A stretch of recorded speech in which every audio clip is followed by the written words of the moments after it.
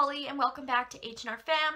I haven't posted in a while just because I've been dealing with health issues and health related things, and if you guys haven't watched my last video then you wouldn't have an idea of what's been going on, so I will leave that link down below. But in a little bit of a review, at the end of April I had stopped spotting, and of course I was pregnant, and at this point I was told that all this spotting was normal spotting because I wasn't cramping, it wasn't a lot. And so basically I was told that this was all normal. To turn out, May 30th, exactly a month later, when I was scheduled for my very first ultrasound, I never had an early dating ultrasound whatsoever.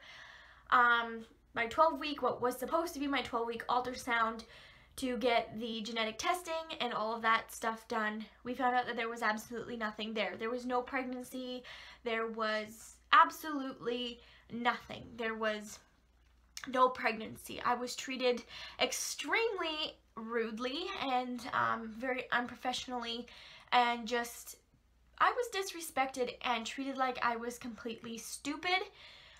Basically I went 12 weeks thinking I was pregnant when I had fully miscarried 4 weeks prior when I stopped bleeding. So while spotting, which again, like I said, I was told was normal.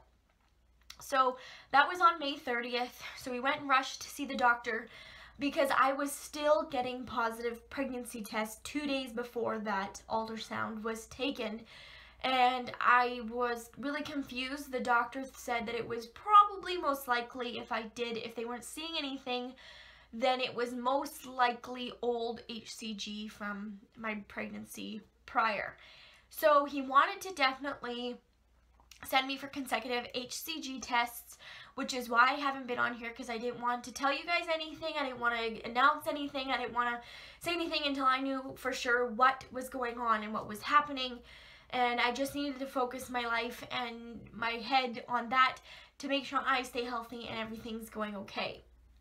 So I was going every 5 days for HCG tests to see if they were dropping or rising in case by some chance I was pregnant again, due to the fact that, you know, I thought I was pregnant for so long, and, you know, TMI, but sex is okay to have when you're pregnant. So there was a chance that we could have been pregnant again, but the chances aren't that high. So basically, like I said, I had to go every 5 days for consecutive HCG testing to see if my levels were dropping or if they were rising. If they were rising, it would most likely be a new pregnancy, and if it was dropping, it was just leftover HCG from prior. So I literally went 18 days getting these blood tests done. After my last blood test, I had to go see my doctor 2 days later to find out what was happening, and those were the toughest 18 days or 19 or however long of my life, just not knowing. And basically I was told to treat my body like I was pregnant even if I wasn't, just in case that I had the chance of, you know, that I was pregnant again. So those days were so stressful for me and nerve-wracking. I don't think I went a day without crying, and still to this day, if I still cry.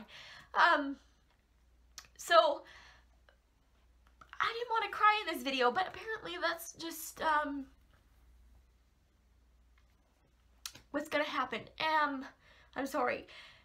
So I went and seen the doctor, and I got the results of my HCG levels by some miraculous chance, some amazing chance that I am so grateful and happy for. They were rising, and they were rising rapidly, which is a very good sign for pregnancy and a sign of a healthy pregnancy. Even though things could still go wrong, it's still a good sign in your early stages of pregnancy.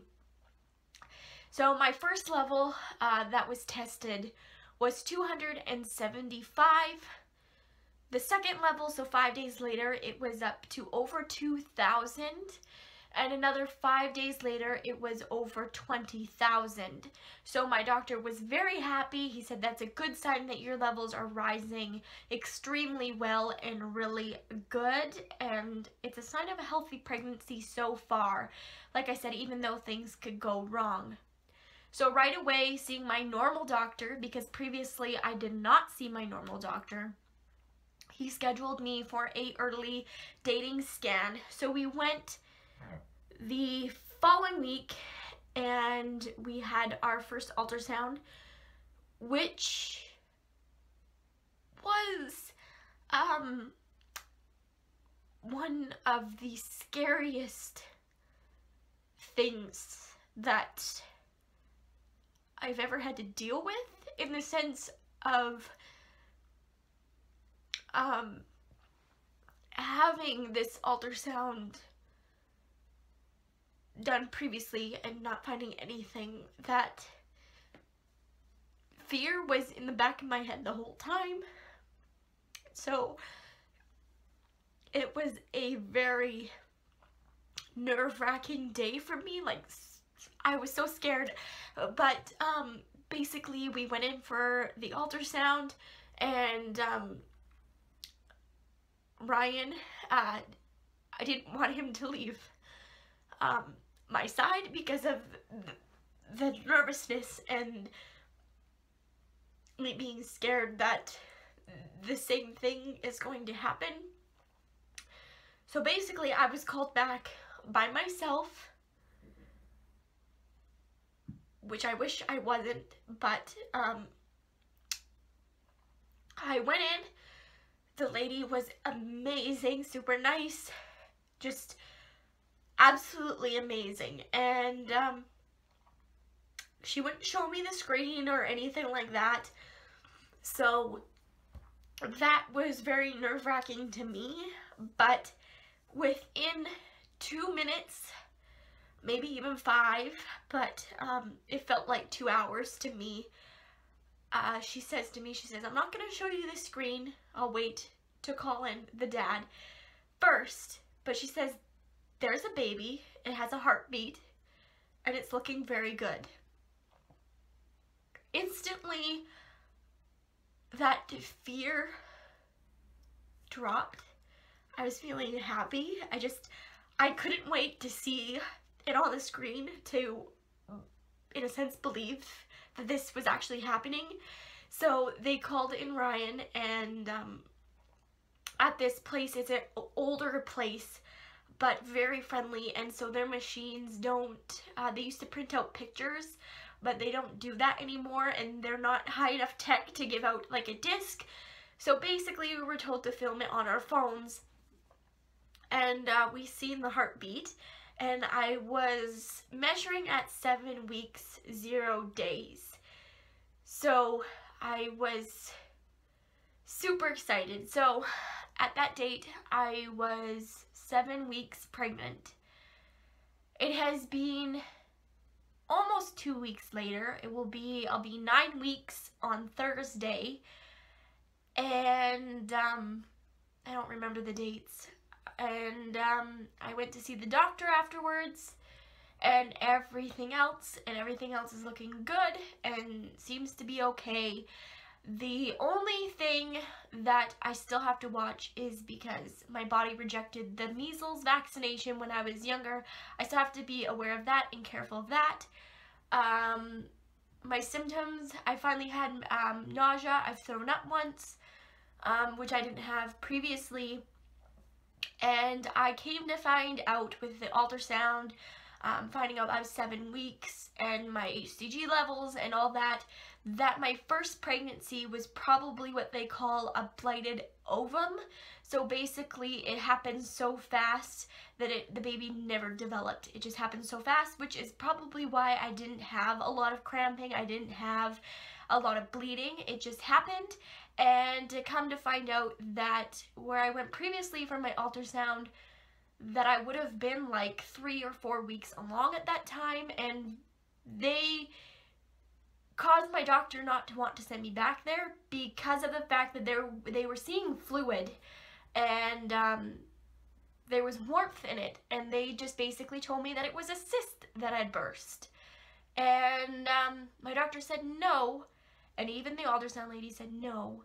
That warmth was you ovulating. That was your baby, that warmth spot in there. That's you ovulating. If it was on one side by your fallopian tube, that is where you ovulated from, which kind of eased my mind a bit. But anyways, like, I really wanted to update you guys. I'm pregnant again. I'm currently 8 weeks and what am I? 5 days? I'll be, like I said, 9 weeks on Thursday. And basically, I have to wait until July 26th for my next ultrasound to get all of the genetic testing done again. And I think I'm killing myself every day because that marks the ultrasound date of the last one. And I know I seen a heartbeat, I know, but there's this fear in me, and I know I haven't had any bleeding, nothing, no signs of anything. But there's a fear in me that I'm going to go to that ultrasound and I'm going to find that something has gone wrong or there is nothing, and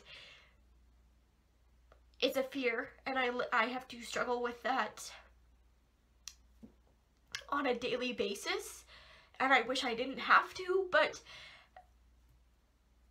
after a loss, it's hard not to think that the same thing is going to happen again, and I'm not supposed to stress myself out, but there comes a point in me wishing that I had a way of knowing that everything was okay in there, that everything was growing okay, that the baby's healthy. I just wish I had a way of knowing before the 12 weeks, because waiting another 3 weeks is really difficult, and it's tough, and it's hard. And if anybody has gone through this, let me know how you guys got through it, because like some days I drive myself almost crazy thinking about it, thinking that something really has gone wrong. There goes a day where maybe I don't feel as sick, or my breasts aren't that sore, or something just kind of seems to take an ease and my mind goes to the worst. So if you guys know a way to ease my pain, not pain, I guess ease my mind a bit, let me know. I know my doctor has tried, but he says they can only do so much, and I know they can only do so much. And yeah, if you've ever gone through this, leave those comments down below. If you guys know any ways of how you ease your mind after a loss, let me know. Does it get easier? Because I hope it gets easier. I hope that a day comes when I get to enjoy this pregnancy, enjoy it, and not worry. But yeah, I'm pregnant again, and I am super excited and super happy, but so scared and so nervous all at the same time, to the point where I question every day if there's even something in me. And I think that comes with the territory of loss. But I wanted to share with you guys the journey, and I will put a little clip at the end of the heartbeat. And yeah, I hope you guys enjoyed this video. I'm hoping to film a couple more for you guys. If there's any video suggestions you guys have, let me know. But again, leave those comments down below on how you guys got through this, or if you know somebody who went through kind of the same thing I did. Just a way to ease your mind would be amazing. Anything helps. And I don't really have the support system from my mom like I used to, so that makes it even more difficult. So yeah, just leave those comments down below that could help ease my mind, or how you guys helped ease your mind, or whichever. I hope you guys enjoyed, and I'll see you guys next time. Bye.